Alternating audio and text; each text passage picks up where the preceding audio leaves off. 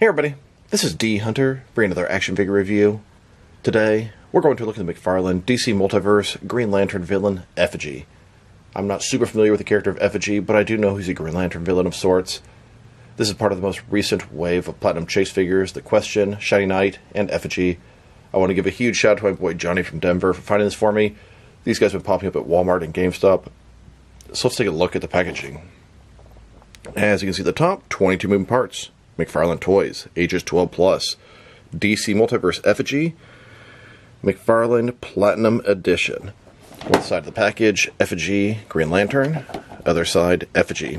At the bottom, there's a barcode, but GameStop put their own barcode on top of the original one, so not going to help that much. And on the back, here he is, posed up. You can see Green Lantern world behind him. So with no further ado, let's open him up. Alright, now that this figure out of the package, here he is with all the accessories laid out. We have a display stand, collector's card, and then 2 flame energy effects. Before we take a look at all that, let's talk about and check out the figure. So this is Effigy. His origin is he was kind of a loser in life. He was abducted by the Controllers. The Controllers were a group of aliens that broke away from the Guardians of the Universe, which control the Green Lanterns. And they sort of did experiments on him and changed him into their version of a superhero.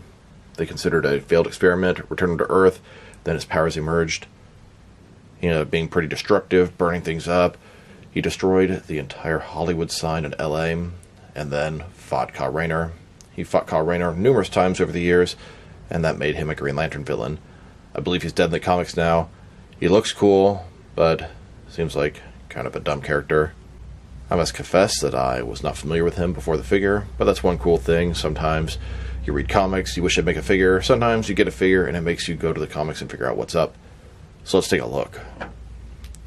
Starting with his face here, which I think looks pretty cool. He looks like he's young, having fun, badass, got fire in his head, he's smiling. Looks like it could be a good base for a custom Dr. Phosphorus or Phosphorus Rex, or maybe even Blight. But as it is, he looks good. The face looks nice, the detail kind of gives me like a Joker vibe. As we go further down, I believe the body is the Page Puncher Superman, but we'll check that out in depth shortly. It's a pretty basic looking body. Brown, red, kind of a star shape on the top here. Textured, I guess, parts of the glove, the top part. Double jointed knees, double jointed elbow. Like I said, pretty basic, but the head sculpt really sells the figure. And a closer look at his face and head sculpt, which I think is excellent, really sells the figure. Just looks really nice. The paint job is great. Now let's look at the accessories. Starting off the boring stuff. Typical McFarlane display stand we've seen a billion times before. Here's his collector's card. As you can see, it's an image of Effigy, Green Lantern Planet in the background, Effigy from Green Lantern comics. On the back, there is a description. If you want to read that, pause now. Now let's look at his flame effects. They're cast in a semi-transparent orange plastic. This one here looks familiar. Looks like it came with one of the previous Hal Jordan Parallax figures. It's going to wrap around his fist, like an energy punch. And this one here is sort of like shooting energy. It looks really cool, and this is the first time I've seen them use this accessory. It's also going to fit around his hand. Here he is with the first energy effect. And then with the second one, like he's sort of shooting out energy or fire. Looks pretty cool.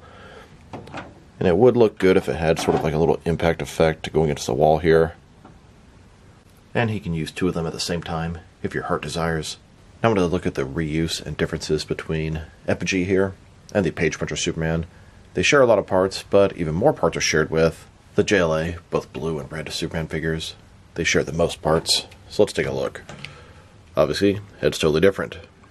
The arms look to be the same until we go to the bottom. They added this extra piece here. This guy always had those annoying sleeves from the Page Puncher Superman.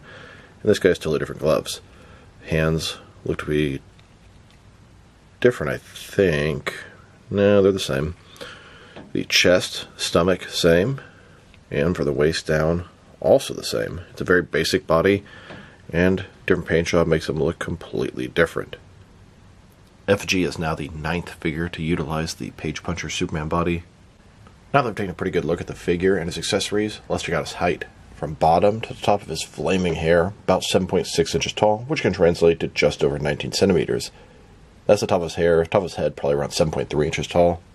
And for his articulation, starting with his head, of course he can rotate side to side. He can look up and down a very good amount. He can tilt his head from one side to the other. Shoulders on a ball joint, goes up more than 90 degrees. Kind of on the loose side of things. I mean, it stays where you want it to, but it is definitely loose. The butterfly ring is also very loose. They could have tightened it up a bit, made a bigger piece, I don't know. Butterfly ring, increase the range of motion and cover up the gap, but there's still a significant gap there. Bicep cut, double jointed elbows. His wrist can rotate, and technically it's hinged, but you really can't even get it to click one time, so they're pretty much stuck in place. Ball joint his waist, torso rather, rotate around, you can hear how tight it is, barely moves, forward and back, not a lot there. Another on the waist, rotate around, forward and back. Between the two, good range of motion, but almost nothing in the torso, ton in the waist. Legs, completely does the splits, McFarlane style hip joints. Rotation is minimal. They go forward about that far, back not much. I keep having this problem here with the diaper getting sort of stuck with the leg on top. Probably need to heat up so you can push that down just a hair. Cover it up a little better, a little gap there. Double jointed knees. And his ankle. Forward and back. Rotate. Tilt rock. And toe articulation. Here's Effigy, surrounded by a burning building that he caused. That's what he likes to do. Cause fire and wreak havoc. Now let's check him out. Next is some other action figures. And I don't have any other Effigy figures, although there is one from DC Direct. Let's check him out with some Green Lanterns, since he's predominantly considered a Green Lantern villain. Here's Effigy, next to my favorite version of Kyle Rayner. This is one with the dark green colors that came in the Kilowog 2-pack. Effigy is a Green Lantern villain, but he first fought Kyle Rayner, then Kyle Rayner again, then Kyle Rayner again, and then sort of all over the place in the DC universe. Here's Effigy, next to all the different McFarlane Kyle Rayner figures. Here he is, next to Hal Jordan, both modern and classic. Then, with John Stewart, both modern and classic. And now, with a few other Green Lantern Corps members, Tomar Ray, Kilowog, and Eben Sewer. Here's Effigy, next to a bunch of other Green Lantern villains. Parallax, Necron, Sinestro, Atrocitus, and Manhunter. Here's a look at all the different Green Lantern figures that McFarlane has released so far. Whole lot of them. And here's a look at all the different Lantern figures. Black, blue, red, white, yellow, and green. When I saw Effigy here, he kind of gave me vibes of this AEW wrestler, Danhausen. And since this Cyborg Superman is a Platinum Chase variant, I wanted to take a look at all the different McFarlane DC Multiverse Platinum Chase variants out there. Here are all the sort of older Platinum Chase variants. Gold, bronze, unpainted, and then some newer versions. And here are the more modern McFarlane DC Multiverse figures. I'm starting to get almost a complete collection. The ones I'm still looking for are going to be the Collector's Edition Red Hood. I need one of those. One Collector's Edition Ragman. Two Collector's Edition Clock King figures. And one Collector's Edition Jonah Hex. If anybody has the lead on where I could get one for a reasonable price, or can possibly help me out, please drop me a line in the comments below. It is much appreciated. Now let's check him out. Next to some other recently released McFarlane DC Multiverse figures. Here he is, next to the rest of his wave. This is the most recent Platinum wave. The Question, Effigy, and Shining Knight. Here's Effigy, next to the most recent Jokerized wave. Hush, Harley Quinn, and the Life Sign on Earth Batman. And here he is, next to the most recent Page Puncher wave. Both the regular and Platinum Chase versions of the Damian Wayne Robin and DC Rebirth Deathstroke. Then, next to the Dawn of the DC Red Hood and the Rebirth Cyborg. And now, with the Michael Go Alfred that came with the Batman Forever Batmobile, the McFarlane Toy Store exclusive Jonah Hex, and the GameStop exclusive Frostbite Deathstroke. Here's Effigy, next to the 7th wave of McFarlane Collector's Edition figures. We have the Battle Damage Dark Knight Returns Batman, the New 52 Huntress, and a couple Green Lantern Corps members, Tomar Ray and Eben Sewer. And here he is, next to the Batman Forever wave, collective build on Nightmare Bat. Then, with the previous Platinum wave, Hugo Strange's Batman, Bullseye Batman, Batfleck from The Flash, and Batman Begins Lucius Fox. And now, with the most recent Batman wave, both the regular and Platinum Chase variants of the Batman Reborn Dick Grayson Batman, the Adam West Batman, and the world's finest fusion Batman-Superman. And finally, with the 6th wave of Collector's Edition figures, Red Hood, Clock King, Ragman, and Agent Liberty. Now let's check them out, next to some action figures from different various companies, so we can see how he fits in both scale and style-wise, in case you know which lines you can mix him with. Since he's a McFarlane toy, they're typically the 7-inch scale. I'm going to start off my comparisons with some of the large action figure lines I collect, and work way smaller. But first, let's check them out with some of his McFarlane Toys brothers. In front of you are 5 different action figure lines, all from McFarlane Toys, all 7-inch scale. And now, with some Jack-specific wrestling figures and Diamond Select toys. Here's Effigy, next to a few different items that Johnny, the guy that hooked me up with these figures, his son, sneaked in the package to add to my random comparisons. These are items that I used in the previous figures he got from me. We have a picture of a pizza slice his son drew, a small little bottle of Tabasco sauce, and a picture of their cats, Frouch and Taco.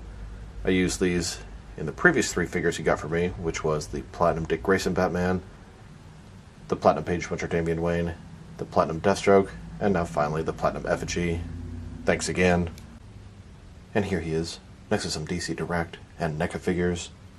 Then, with both some Mattel and Jazzwares wrestling figures. And now, with some Mezco and Mattel DC figures. Next, with some Mafex and Hasbro Marvel Legends. And finally, with some SH Figure Arts and Jazzwares Fortnite figures. So overall, this is a cool Effigy figure. Never heard of the character until this figure came out. Face, head sculpt is excellent. Paint job on the mouth and the eyes, great. The semi-transparent, fiery hair looks good as well. Now the body, it's very bland and basic. The shoulders are a little bit loose and have a big gap there. They could have done a better job. The way his wrists are designed, you can't even use the hinge. If I were to rate this figure, I want to give him a 7 out of 10 because I really like the face and hair. It looks really good.